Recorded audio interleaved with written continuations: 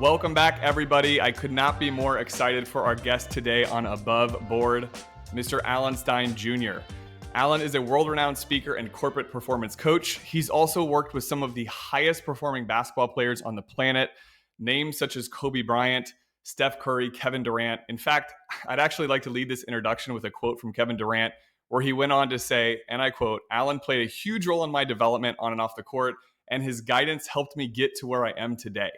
Alan has also written 2 books, the first called Raise Your Game, and then one of my personal favorites, Sustain Your Game, High Performance Keys to Manage Your Stress, Avoid Stagnation, and Beat Burnout. Alan, to say I'm excited is probably the understatement of the year. Welcome to Above Board, man. Oh, well, I'm equally excited. And that was a fantastic intro. I might have to bring you on the road with me, man. That was a nice and You got it.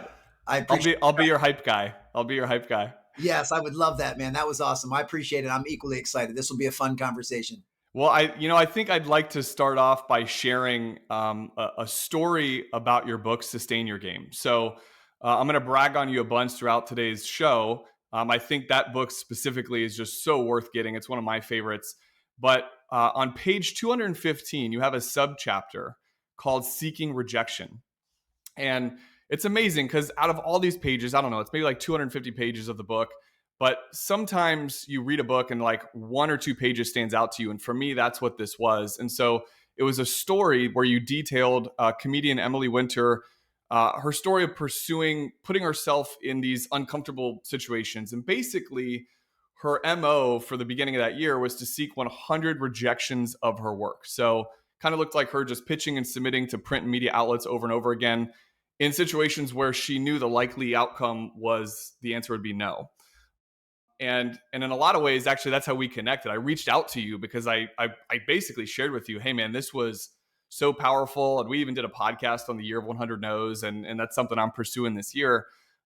Of course, I have my thoughts on the value in doing something like this, but I'm kind of interested, maybe as we start off, to hear your perspective on taking risks and the ability to face failure, and then maybe tying that into why that's such a crucial part of one's success.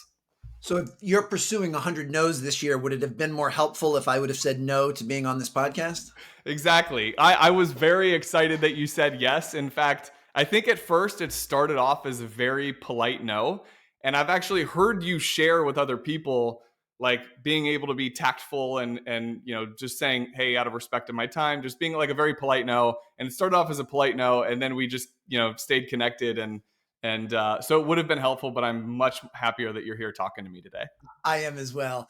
For a little bit of context for your listeners, I write the books that I need to read myself. So I find it somewhat liberating and borderline therapeutic to dive into the very things that trouble me, that challenge me, that I've always had difficulty with. And as a previously self-described people pleaser, saying no has always been really challenging for me because without going too far down that rabbit hole, therapy has helped me uncover the fact that, there's parts of me that have felt so insecure and so unworthy that the only way I'd be worthy of other people's affection or admiration or appreciation is by constantly trying to please them and say yes. So that's part of it. And then the other half, which I certainly know a lot of people can relate to, being told no or being quote unquote rejected causes severe discomfort and can also trigger certain insecurities and baggage from our past. So this whole concept was really fascinating for me, and I enjoyed diving into it. And that was the first, doing the research for the book was the first I had heard of Emily's little experiment, and I was riveted by it. And both of these areas are areas in my life where I'm still far from mastery. And I say this all of the time, everything I share on stage and everything I share on page is not coming from a place of mastery. I'm not getting straight A's in any of this stuff. These are things that still challenge me. But what I can say with a huge smile and a tremendous amount of pride is the progress I've made in both areas. On the one hand, I am getting more comfortable professionally, politely, and tactfully being able to say no to things that aren't the right fit for me at that point in time.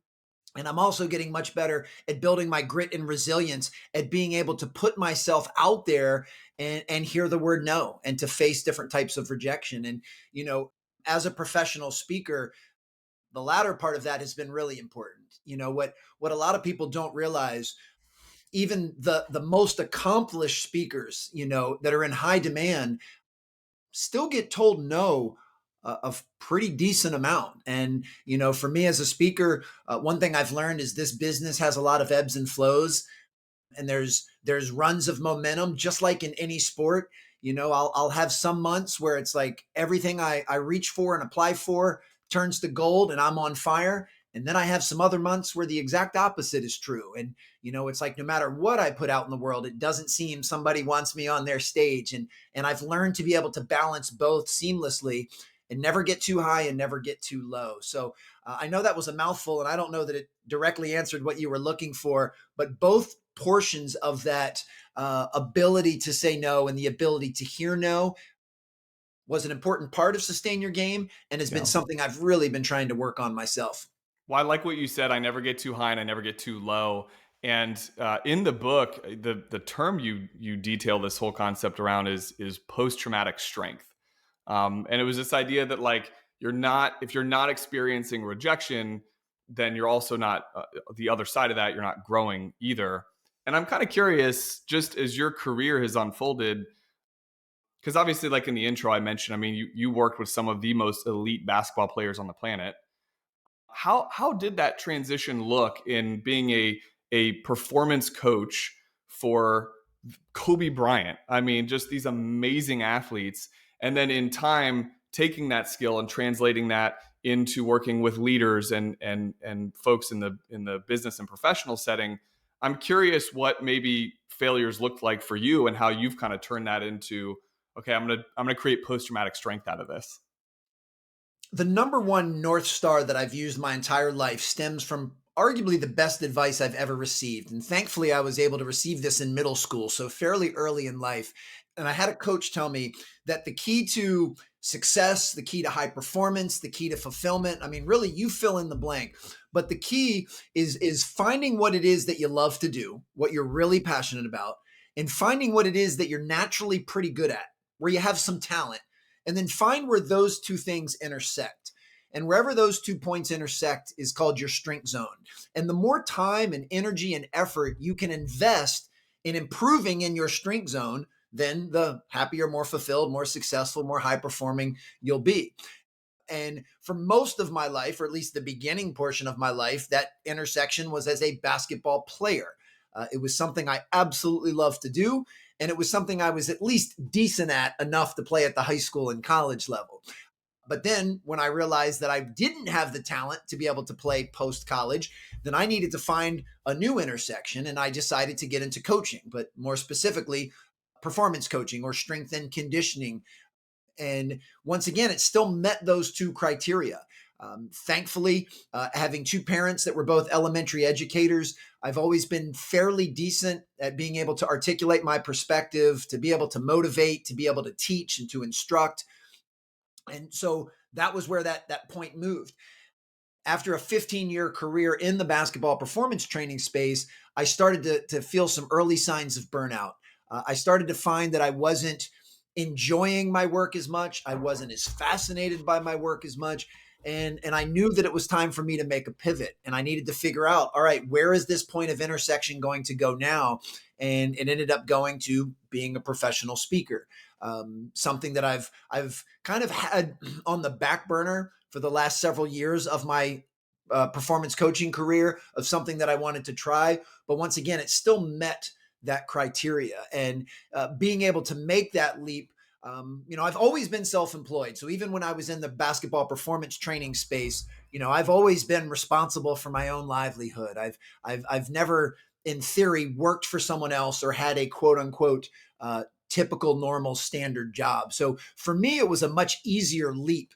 In Mhm. fact, I didn't really look at it as me changing jobs as much as I was just changing audiences, and I was True. changing the delivery method. So instead of being in a gym or in a weight room helping basketball players run faster, jump higher, and improve their athleticism, I was now on stages and in boardrooms helping executives and sales professionals and folks in HR improve their performance. So Maybe some of that was some naivete, if you will, but I really didn't look at it as it being this huge, catastrophic difference. It was just a matter of I'm switching audiences and I'm going to try something new that I'm really curious about.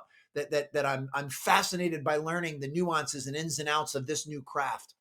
I'm fascinated by the tenets of leadership and building culture and accountability and communication and habits and mindset. So each of the careers that I've had, from player to coach to now keynote speaker, have kind of built upon each other. And I draw on experiences from my playing days and my coaching days in almost everything that I share to my corporate audiences now. So I don't know if and when that intersection will change again. I absolutely love what I do right now, and I don't foresee changing that anytime soon. But I'm also hoping I'm going to be on the planet for another 40, 50, 60 years. So, time will tell. I love where you talked about, finding that intersection of your strength zone. And I've actually heard you talk about this on Ed Milet's podcast a year ago. But so you find that strength zone of yours, and then I've also kind of listened to you talk about this idea of detaching from the outcomes. So now that you're working in your, we call it at our office, we call it your zone of genius. Oh, I So love it. it's working in the work that not only gives you passion and energy, but that you excel at and you're good at. And when you can find those two things that intersect, you're going to be able to really, hopefully have joy in the work that you do. But I do think detaching from outcomes was a really important concept I've heard you talk about before, because a lot of times, and I'll translate it to my world, it's like, well, if we, you know, I think I do a lot of great work in the financial planning space, right?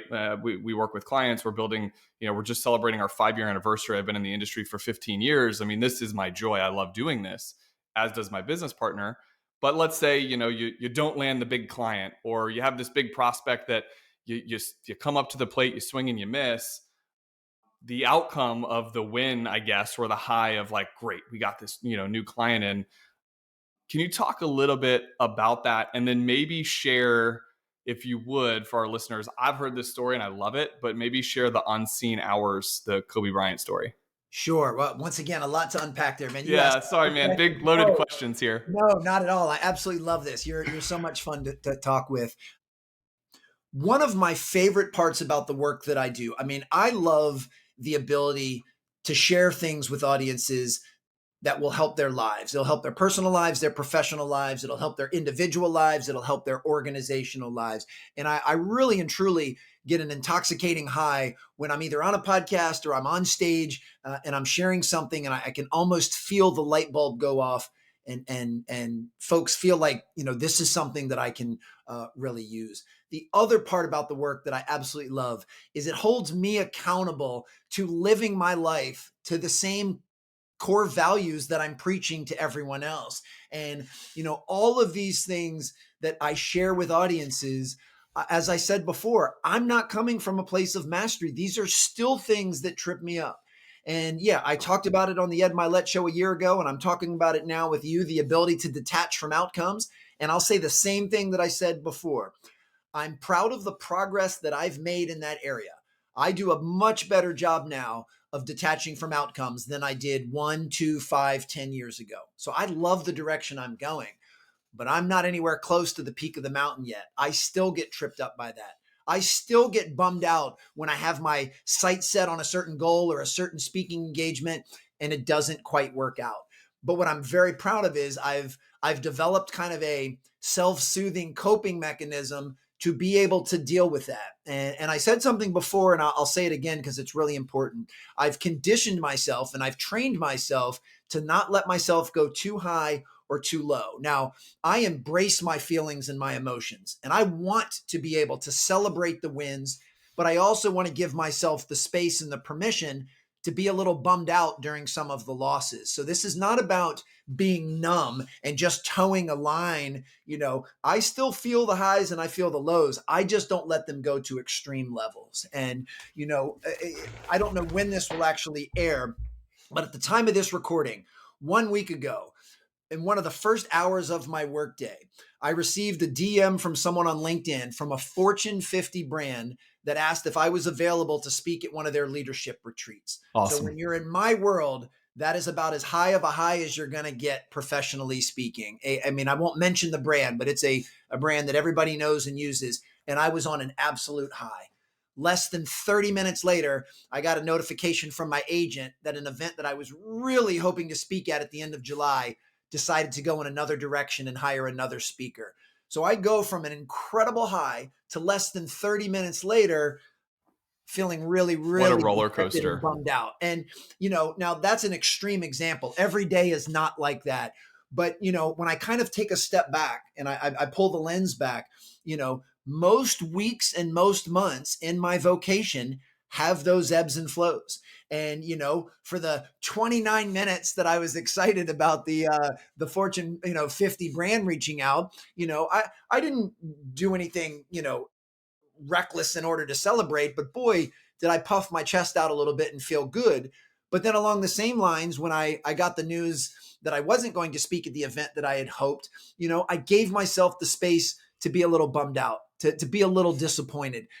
Honestly, I was a little discouraged. And, those are usually not feelings that I have a lot of. But when I do have them, I don't suppress them. I don't resist them. I don't ignore them. I Mhm. allow myself to feel how I'm going to feel. And it was funny because I even said that day, and the rest of the day, to be honest, I was a little bummed out. It knocked me off my game a little bit. But I've also developed something I call the 24-hour rule, which is I Cool. never That's what I was allow gonna ask. myself to stay too high or too low for more than 24 hours. So I basically said, you know what, for the rest of the day, if I'm a little grouchy, I'm a little irritable, I'm a little dejected, I'm a little disappointed, I'm a little discouraged, that's okay. That's a human emotion and there's nothing wrong with feeling that.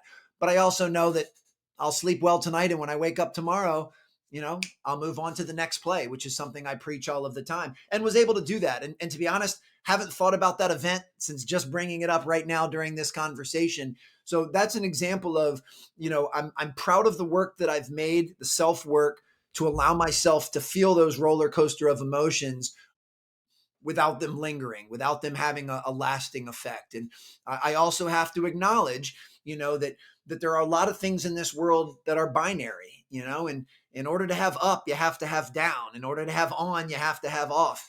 In order to have, the joy of someone wanting me to speak on their stage, you have to deal with the disappointment of someone else not wanting you to speak on their stage. Those things have to coexist, just like in sport. That is what makes sport so riveting. At the end of every single game, someone is deemed the winner and someone is deemed the loser. And, what makes winning so joyous, especially winning the big one, the championship, is the fact that it's, juxtaposed with the juxtaposition of losing and Mhm. that's at risk. And to me, that's what can keep things exciting. And yeah, so this is all stuff that I'm constantly working on. And back to your original question, which I did not forget, what helps with this mindset is the detaching of from outcomes. It's learning to love the process. It's not tying your self worth and your self confidence and your self belief to certain outcomes. Mhm. Because if how you feel about yourself ebbs and flows with all of these external metrics that I just mentioned, that's going to be a roller coaster of a life. And I don't want to be on that roller coaster. I realize that the external results are going to ebb and flow, but that doesn't mean my happiness needs to. It doesn't mean my sense of fulfillment, and certainly not my sense of self worth. Because, had I landed that gig that I was hoping to, that doesn't make me any better than I currently am right now. It just means Sure. in that instance, the dominoes fell my way. And I have to remember that not getting that gig, or sometimes, the losses, you can get three or four or five of them in a row. And Mhm. that's when you really test yourself of, I still believe in myself. I still believe in my message and what I do. I've hit a little bit of a streak here, but like a shooter in a bad slump, I'm going to get out of it. And I don't let my positivity or my optimism waver just because I don't get a few of the external results that I had hoped for or had preferred. So learning to detach your value from your performance or from the external results for me has been an absolute game changer. You're what I love about this conversation is that I know you to be such a rules based, process oriented person as I've listened to you and I've consumed your information over the years. And what I was going to ask, and I'm glad you said this, is like, how do you actually, like, getting a little more tactical, how do you actually detach from some of those outcomes? And I love the 24-hour rule. I think that's important for someone like myself to hear that, and I'm sure a lot of our listeners. I've learned, and I'm curious of your opinion of this, but I've learned that I feel the losses way more than I feel the wins.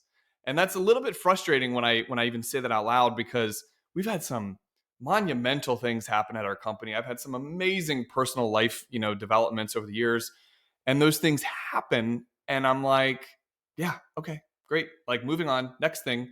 And it's almost, I'm able to stay very even keel and steady on the wins, but boy, do the losses sure hurt. When you have like 3 or 4 or 5 losses in a row, I don't know. I do think I'm speaking for the audience a little bit too. I think a lot of people sit in their feelings more when they have that loss versus when they have the win. And I'm curious your opinion of that. But I love the whole detach from outcomes, and the 24-hour rule gets super tactical for me because it helps me kind of realize, like, we're all a work in progress. And I love hearing you kind of even share, like, I'm just applying, even in my book, the stuff I write, I'm just applying the stuff I'm learning and I'm writing for myself to re-listen and hear and put emphasis on. Any thoughts that comes up for you on that as we talk about detaching from outcomes? Oh, so many. This is awesome. I'm loving this. I've got a mouthful for you again. Just for clarity, there's nothing wrong with having goals. There's nothing wrong with having preferences. Like, it would have been my preference to land that gig at the end of July. That is, if someone all of a sudden said, Alan, you are in charge of the universe from this day forward, I would have made sure that I was on that stage to speak. There's nothing wrong with that. I just want to make sure that I'm clear that it's detaching your self-worth and your confidence and your belief in yourself from those outcomes. That's, to me, what's been the game changer. And Hmm. as far as the 24-hour rule, I give myself that much room. But to be quite honest with you, it usually ends up just being the 2 or 3 hour rule. Usually 2 or 3 hours later, I've already conditioned myself to move to the next play. I've found something else to be able to focus on or to pursue. I chalk that up as a loss. It wasn't my preference. And I move on. But I still give myself the space that if I need a full 24 hours to lick my wounds, there's nothing wrong with that. But it rarely takes that long. And Yeah. the ability to have the resilience to move on when preferences aren't met or you don't get the outcomes that you wanted, that's the game I'm playing. And I take a lot of pride in that. And, going back to kind of the speaking business that I'm in, an ideal year for me would be to do 60 paid speaking engagements in a year. I mean, this is my full-time vocation, and Sure. that's the right amount of volume for me that I feel like I'm staying appropriately full, but I'm also home enough to be a present father with my children. I have some speaking colleagues that would rather do 30 or 40 a year. I've got some speaking colleagues that do 110, 120 a year. Everybody's got to find what's right for them. And I haven't run the exact math on it, but I would say, if I had to guess, in a year that I land 60 speaking engagements, I easily hear 120 no's, or you're not the right fit, or you don't even hear anything back, which it's about a 2-to-1 ratio. For every speaking engagement I land, I probably am denied 2 others. So you have to learn to have that resilience. I am very similarly wired to you in that the losses, if you will, are a much starker, sharper feeling than the wins. Hmm. And I think that is because I do have so much confidence and I put so much into my preparation and so much into the unseen hours that I almost expect to win. I almost Hmm. expect to land that gig. So when it happens, yeah, that was what was supposed to happen. It's Hmm. when I don't get the gig that I'm somewhat surprised or befuddled on why that didn't. And then I know in my own case, and I'm not, projecting this onto anyone else, as I've said, had some years of therapy and realized that, I have some baggage from my past and from my childhood and some things that have, made me feel not good enough or made me feel not worthy, things that I've questioned myself on. And I think that when I hear these no's or I get these rejections, they're a trigger for some of those deeper issues that I'm still working on and will be working on for the rest of my life. I think that's why it's such a sharp loss is because I'm thinking, well, for temporarily, maybe I'm not good enough. Yeah. Maybe they chose someone that's a better speaker than I am, and that's what I have to work through every single time. And here's what I say with a huge smile: I do believe that these challenging times, these losses, if you will, these rejections, are nothing more than repetitions to practice exactly what it is that I'm talking to you about now. Every time I hear a no, it's an opportunity for me to practice facing some of these issues and some of this baggage that I'm dragging from the past. So it ends up being a win. It allows me Yeah. another repetition to take a step forward and get better at detaching from outcomes, at being resilient, and being able to move forward with self-confidence and self-belief. So this ratio of every speaking engagement I get, I probably get 2 no's, is actually a very healthy one, Hmm. because every time I get one of those no's, it allows me to strengthen and move forward. And I've always been a believer in the power of repetition. Hmm. If you want to get good at anything, whether it's shooting free throws, playing the piano, or moving forward after being told no, the best way to improve any skill is through repetition. So I'm thankful that I have these opportunities to practice the very things that I haven't always been good at. Yeah. That's what I loved about the year of 100 no's concept in the book, is because for me, I really did look at it through the lens of, sure, if I seek to do this, there will be yeses that come as a byproduct of this, like this conversation, that will be so fun to experience. But I almost wanted to toughen my skin to the point of, like, I can experience the no and then move on to the next play, which is something you talk a lot about. And I do love the parallels of sports and business culture and business world, because your ability to move on to the next play, everything we've talked about is like the sharp, feeling of that loss can be so difficult. And I don't know if I'd be curious to know the answer to this if you have done one, but have you ever done the Enneagram test before? I have Have you not. heard of it? I have heard of it. I'm vaguely familiar, but I have not done it myself. Well, it's on my radar, and I'm asking because we did a team event yesterday, and we all went through the test. We met with like an Enneagram speaker and talked through everything, and come to find out that I'm a Type 3, which is called an achiever. Hmm. And as I'm hearing this, and she's talking about what an achiever is, of course, it's like, oh, cool, pat myself on the back, like, high achieving, goal setting, goal focused, all those good things. And then they get to the cons list, or if the when you're in moments of stress where you tend to negatively go as an achiever, and this idea of perfectionism, this idea of always winning and never losing and coping with loss. For me, this whole conversation is amazing and a little bit eye-opening that we just had this conversation yesterday. And I'm like, oh, I get it now. There's like some psychology for me behind why I maybe feel this way. And you talk so much about focusing on the next play, and you've given a few really good examples I've heard over the years of Steph Curry's ability to do that. Are you comfortable sharing maybe a story about that, or what the next play means to you? Yeah, be happy to. And before I do that, you said something very insightful there that I think is so important for all of us, that when we do hear, and everyone can frame this into whatever their vocation or whatever makes sense in their own life, when we do hear a no, or we have a loss, or we process something as being we've been rejected, it's important for me, at least in my process, to unpack that a little further and try to figure out why. And when I'm fortunate enough, and I'm grateful when I can actually get a concrete reason, and we'll just keep using the same example. When I get a concrete reason of why someone did not choose me for a speaking event, that is incredibly helpful to me, because as soon as they do, I can put it into one of two categories. It's either something that was outside of my control, or it's something that was within my control. If it was outside of my control, they said, you kind of come from a sports background, and we were looking for someone that came from a military background. Okay, well, I can live with that. I still wanted to speak at the event. It was still my preference, but I can rest my head, peacefully at night, knowing they just wanted something different that wasn't from my background. That Hmm. I can easily move to the next play, no problem at all. On the other hand, if there's something maybe that I could have done better, maybe I had a call with some of their executives prior to, and I wasn't my best self, or I didn't answer some of their questions as well as maybe I was capable of. So I could have performed at a higher level. Then I use that as a learning experience. If it was something within my control, then I make sure to learn the lesson from it so that the next time I'm in a somewhat similar situation, I will be more prepared and I'll be able to answer the call. So Hmm. either way, I'm okay. Either way, if they say it was something outside of your control, I can move to the next play. If it was something within my control, I learn a valuable lesson, which I'm grateful for, and then I still move to the next play, but I'll be able to apply that wisdom moving forward.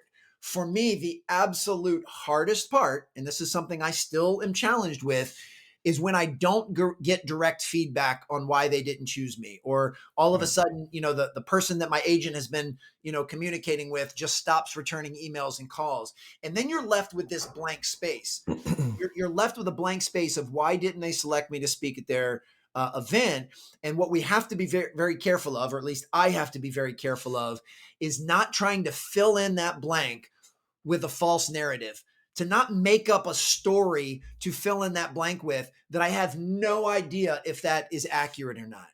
So if I start telling myself, well, they didn't pick me because they don't think I'm good enough, or they don't think I'm ready for this big stage, or they don't, what, I don't know if that's true or not. So it doesn't serve me anything positive by filling in the blanks with misinformation or a false narrative. So Hmm. for me, the big challenge is still being able to move to the next play and being able to put that behind me, even if I don't know the reason for it. And this next play mentality is something I use all of the time in my life, and I use it both on the positive and on the negative side. I mean, even when something really great in my life happens, as I said, I allow myself to celebrate the win momentarily, but then it's time to move on to the next thing. I don't Hmm. want to be basking in the glory of something I did 3 months ago, 3 months later. Be thankful that things worked out at that time. Be thankful that things went well, but you still got to move on. So Yeah. I must say next play to myself a dozen times a day in a variety of different scenarios. And, that ability to refocus the lens on what's right in front of you now, as Hmm. opposed to being absorbed over something good or bad that has happened in the past, is a really helpful framing tool for me. What would you say to someone that is maybe not as willing to or a little more afraid to deal with conflict and confrontation? And I'm asking this for specifically based on what you said, where when if someone reaches out to you for something, you've gotten really tactful and really good at very politely saying no, I can't do that. And I think that's an amazing skill because most people would just ghost that person. If someone's reaching out and I'm too busy, like the answer is I'm too busy, but I'm so busy I'm not even going to reply to that person.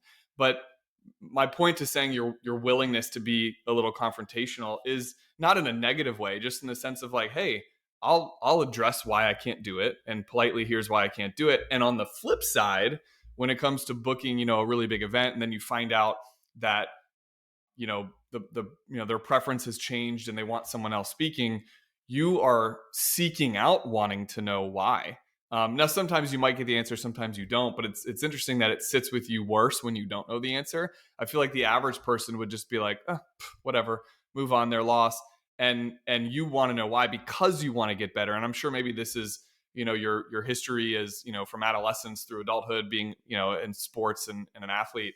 But what would you say to someone that is maybe shies away from they have avoidance of conflict and confrontation in a healthy, constructive way even? It's so fascinating to me that every single word in the English language, which is the only language I speak, I assume this is true in other languages, but carries an emotional connotation. And Hmm. this is based on our experiences, our past, like so many different things that you and I can hear the exact same word and we can have very different feelings about that word. Hmm. One of the ones I see all the time now is the word grind, rise and grind. You got to hustle and grind. That word to me has a negative connotation. I don't ever want the word grind associated with me or my life, but there's nothing inherently wrong with the word. And if you're someone that does wake up every day and finds motivation in saying rise and grind, then it's serving a great purpose for you. So that's an example of one word, and you and I simply view it and we interpret it and we use it differently. So that's Hmm. why I don't think there are any bad words per se. It's Sure. all a matter of how they make us feel. And another one of those words is confrontation. And I Hmm. do believe there is a good portion of people, I being one of them for most of my life, that viewed the word confrontation as a negative thing. Same. That it was combative, it was adversarial. And I've really tried to rewire myself to view that confrontation is simply meeting the truth head on. That's if I'm going to confront you about a behavior, about something you said or something you did, I care enough about you and I care enough about our relationship. So let's discuss this openly. Let's not hide behind anything. Let's confront the issue at hand, and we will both be better off for it. So I've tried to rewire my feelings for that word and lean into that type of confrontation. It's still not a natural reflex or a default for me. It's something I have to be very conscious of and intentional, because I'm rather non-confrontational at heart and have been for most of my life. So this is something I've really had to work on. Now, as far as the ability to say no, we can look at this from two different angles. One, as we just talked about, I prefer when someone gives me feedback. When Yeah. someone says no to me, I prefer to know the reason why. And if that's going to be my preference, then I want to be able to pay that forward. And if you reach out and ask if I can do something for you, if my answer is no, knowing that it's almost a pet peeve of mine when people don't get back to me. Well, I don't want to do the same thing to you that bothers me. So I want to make sure that I give you the professional courtesy of letting you know. And what I choose to say no to really is just a matter of, is this in alignment with my core values, with my mission, with my vision of where I'm trying to go? And is it, if those things are in harmony, then there's a good chance the answer will be yes, Hmm. assuming schedule availability. If you're asking me to do something that's not in alignment with my personal core values and my mission and my vision and what I'm focused on at present, then I will politely say no. And I recognize that what you're asking is most likely in alignment with where you're trying to go. But Hmm. I've learned that if I give up myself and I give up my time and I give up my energy to pursue something that everybody else is trying to do on their end, then it detracts from what I'm trying to accomplish and where I'm trying to go and the person that I'm trying to become. So those are the instances where I'll say, this is just not a good fit at present. Some of it has to do with pure logistics. When I'm super busy from a travel and speaking standpoint and a parenting standpoint, there's not as much bandwidth to do some extra things, and I'll politely say no at that time. Then Hmm. there's other times where I have a lot more freedom in my schedule and it might be a better fit. So many times when someone asks something, I can let them know that this is just not in alignment at present. But if you want to reach out in 4 to 6 months, I'll be happy to revisit it then. Yeah. And I only say that if I genuinely mean that. I actually think you do someone a disservice if you string them along. If you Yeah. tell someone maybe when you know in your heart you're never going to say yes to that, you're actually doing them a disservice by leaving them hanging. So Hmm. I try to have high discernment and high conviction in what things are the right fit and what things aren't. And I try to lead with as much honesty as possible. But I do believe you can use that. You can be very honest, confrontational, if you will, in a very polite, civil, respectful, and professional way. And Yeah. that's it's been my experience that even the folks that I've said no, this isn't the right fit for, usually are very appreciative of the fact that I let them know, that I didn't ghost them, or I didn't say, yeah, maybe I'll get back to you if I know in my heart that I won't. Yeah. I really try and hold myself to an unbelievably high standard of honesty, and try not to say anything that I know in my heart isn't true. And that is not always easy because, as we know, little white lies or little deflections are Sure. an easy way to get out of uncomfortable situations. But that's not in alignment with my core values. Honesty and integrity are two of my top core values. And I do the very best I can not to undermine that for any reason. You are such an intentional guy. And I love this entire conversation. I knew that it would be as good as it is. Because I've followed you for years now.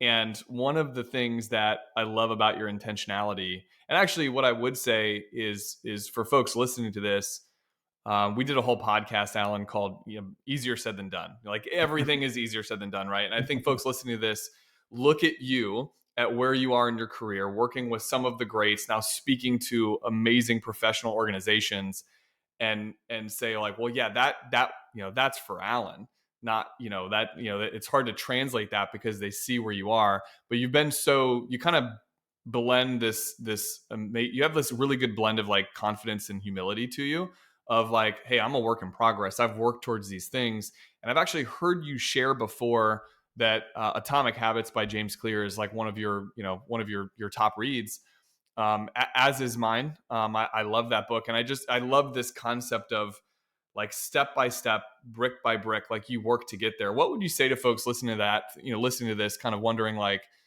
just give us a little bit of insight or motivation to the idea that this is everything that you're talking about today is very much about the process and the step by step, focus to get to the analogy I've heard you say before that I love is building a brick wall. So let's Yeah. maybe do the brick wall analogy.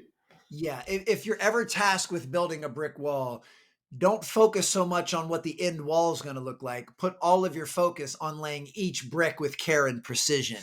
And if you can have the discipline to lay each and every brick with as much care and precision as possible, then the end wall will just take care of itself. So Hmm. it's kind of like, you want to have a vision of what it is you're building. What is this wall? Is it part of a building? How tall is it going to be? There's nothing wrong with being able to visualize what you want the end product to be, the goal, if you will. But once you've clarified that, which provides direction, take your eyes off of that and put it on what's right in front of you.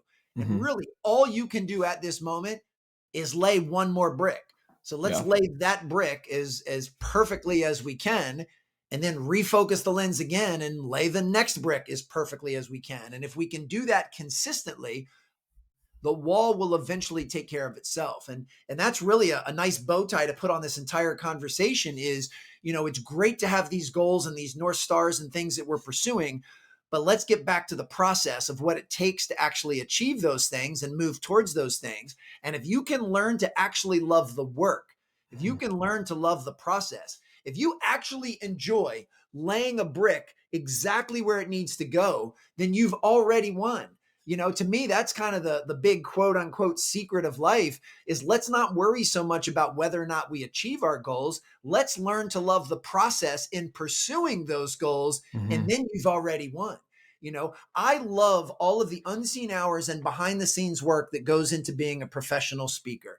You know, I love the pursuit and the marketing and the sales outreach to try to land certain events. And then once confirmed, I love all of the due diligence and the rehearsal and stuff that goes into actually getting on stage. I enjoy that. So I've already won in advance. Even if I don't get the gig that I wanted, I enjoyed the pursuit of at least being in contention for it. So even though I Hmm. didn't get the external reward or result that I wanted, I still love the pursuit and the hunt and the hustle for it. And then if and when I land the next gig, I'll enjoy the due diligence and the rehearsal and the customization and the preparation that goes into that. So even before I've stepped on stage, I've already won because I love what I'm doing. I feel like I'm being of service. I'm doing something that I find purpose in that lights me up. So to me, that's really what it's all about is learning to figure out what it is you're pursuing, find a process, a daily system and process that will constantly need to be tweaked and recalibrated, but learn to enjoy that. And with that said, there are going to be bumps along the way. We're going to get some rejection. We're going to get some no's. We're going to have some losses. And I'm also not suggesting that every moment of every day is something is just blissful joy. Of course, there are portions of the work that I do that aren't my favorite or aren't my preference, but they're a requirement and they're a necessity to what it is that I love to do so much. So I've learned how to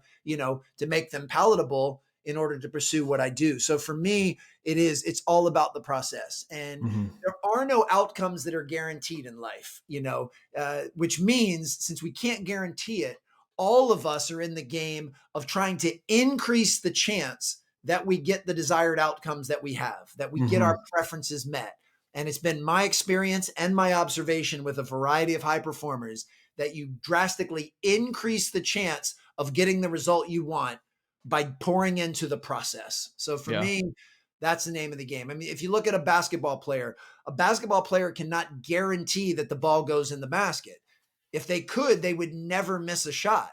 Right. But what they can do is they can make sure they're on balance. They make sure they have good footwork. They make sure they shoot in rhythm and in range. They make sure that they've got good shooting mechanics. If they do all of those things consistently, like a Steph Curry, then the ball tends to go in the basket a lot more than it doesn't. And that's really how I view all of this.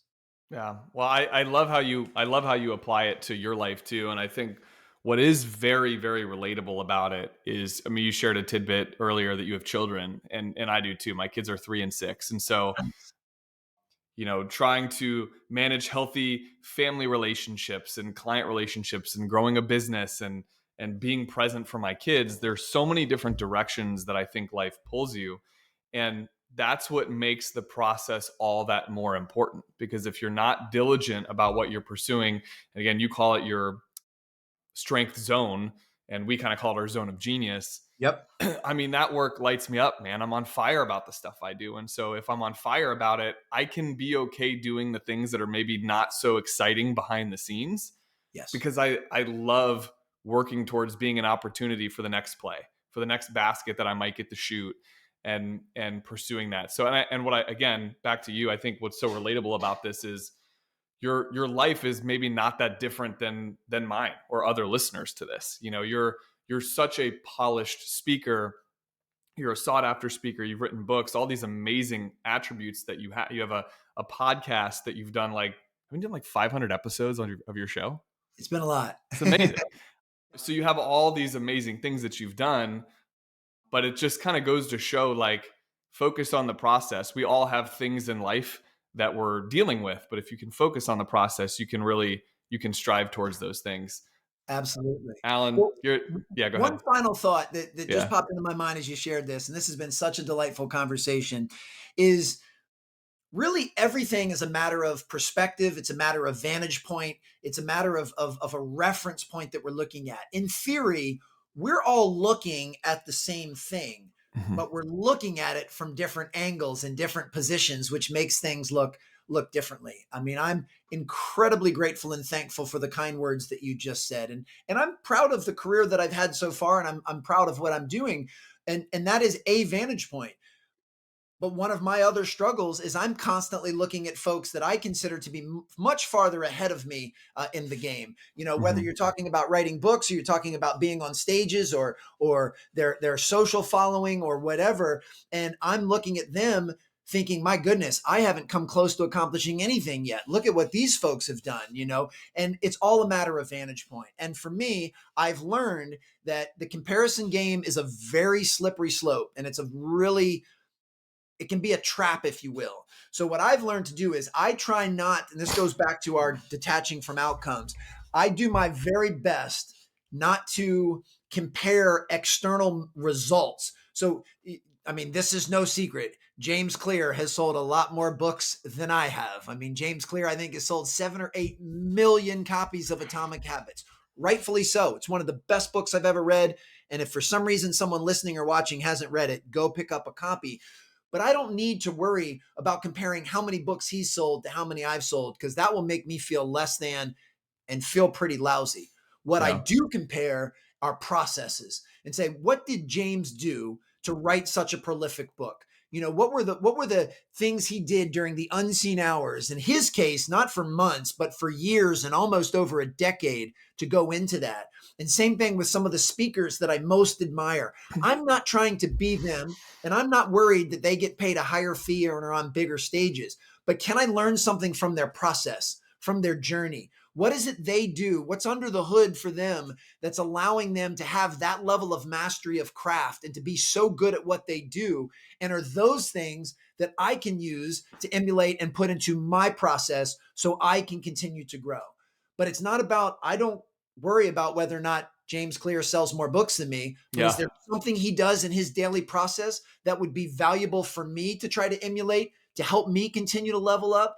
So the comparison game, it just depends on how you use it. If you just Yeah. measure external results, it's gonna leave you feeling pretty lousy. They say compare and despair. Because in any marker of life, I can easily walk outside of my office right now and find someone doing better than I am in Sure. any measure. I mean, personally or professionally, whatever. But that's not going to serve any benefit to my life. But if I can learn what others are doing to achieve a level of mastery or Mhm. to get certain results or to move forward and improve, that's what I want to try to figure out. And that still goes back to this love of process. And I say that now as if it's really easy to do. I still get hung up every now and then. I find, I get feelings or urges of jealousy. I wonder, Sure. well, how did they land that speaking engagement and I didn't? Or how does that book sell more than mine when I actually think I have a better book? Those are new normal human tendencies. And Yeah. I'm thankful that I now have an awareness to catch myself doing those things and I quickly course correct because I don't want to be that person. I Yeah. don't want to be a jealous person. I don't want to be someone that I want to be cheering for everybody else, especially Mhm. my colleagues in the space. I want to be thankful that someone like James has written such an awesome book that has been so helpful to me.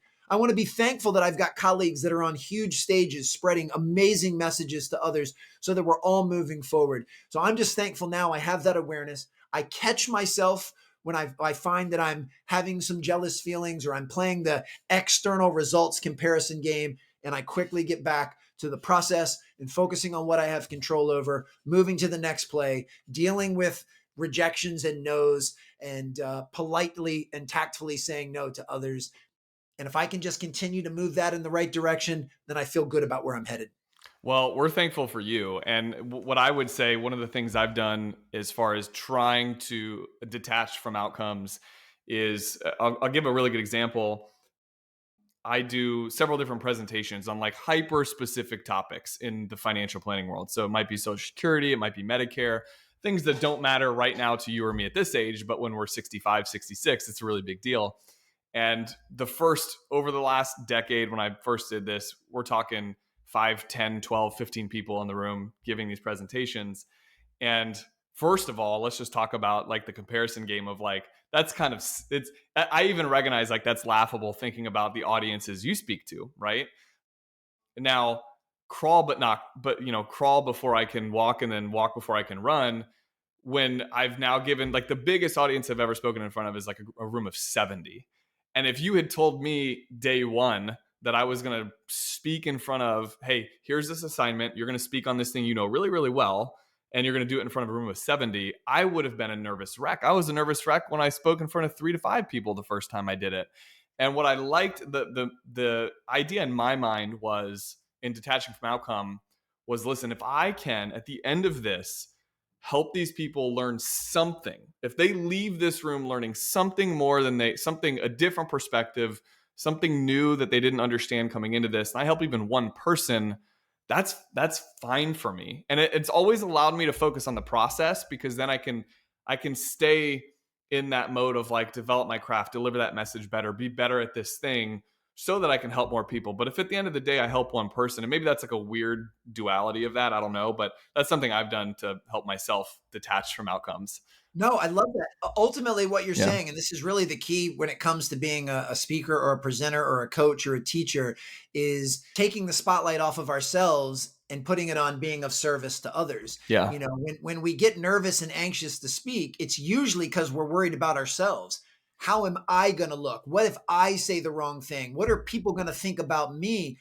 Well, it's not about us. Right. Instead, I try to put it onto the audience. What can I do to be of service? What can I say to add value? How can I give of myself or my previous experiences to help benefit them? And then for me, the nerves just dissipate. It now becomes a healthy excitement. And if I mix that with proper preparation and rehearsal and due diligence, I can do so much of that during the unseen hours that when I show up on stage, all I have to do is be present. Yeah. I'm not trying to memorize something word for word, or I'm not trying to, read off of some script. I know my stuff so well. And the only thing I'm concerned with at that moment is adding value to the audience and being of service to them. Doesn't really matter. Like I can just be present and I don't have to worry at all. And that's been a process getting there, but that's ultimately what I think you're describing. Learn Yeah. to love that process of being of value and being of service and doing the work ahead of time. And then you can just be present. And, I've never given a perfect keynote. I've never given a perfect interview. I mean, if we go back and listen to this, There's a couple flubs. There's a couple of things I could have said differently. There's a couple of things I didn't say, but probably should have. I don't worry about any of that. All I worry about is being fully present and fully engaged and having the intention to be of service, in this case, to you and to your audience. And whatever's going to flow through me and come out is what's going to flow through me and come out. And it's not going to be perfect.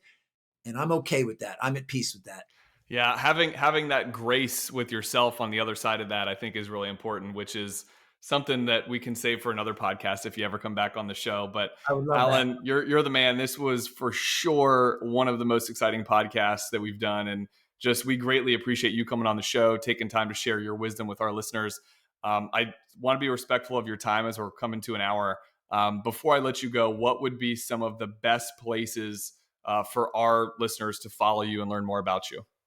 Well, I appreciate that. The feeling's mutual. This was a whole lot of fun. It flew by. An hour can go by really quick when you're Yep. having an engaged, stimulated, connected conversation.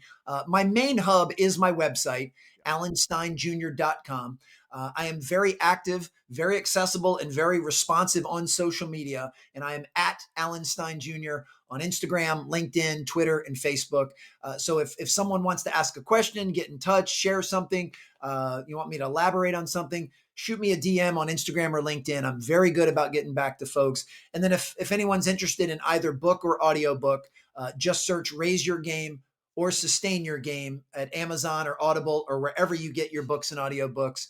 And if you invest your time and money into those, I certainly hope you enjoy them and you feel some benefit. And yeah, other than that, man, let's definitely do this again sometime. This was fun. Well, I've been a big advocate of the books, and so one of the things that we want to do on that note, obviously, we love spreading the message about above board and the conversations we have on our podcast. So, anyone that's listening to us, if you're willing to write a review for our show, screenshot it and send me an email of that review to john@canterpath.com. I'll be sending the first 20 folks who do that a copy of Alan's book of your choosing. So either Raise Your Game or Sustain Your Game. And who knows, maybe I'll do more than 20 if they're 5-star reviews and not 1-star reviews. We'll see. But as always, thank you everyone for listening to us on Above Board. Alan, you're the man. Thanks for joining us today. We'll see everyone next week.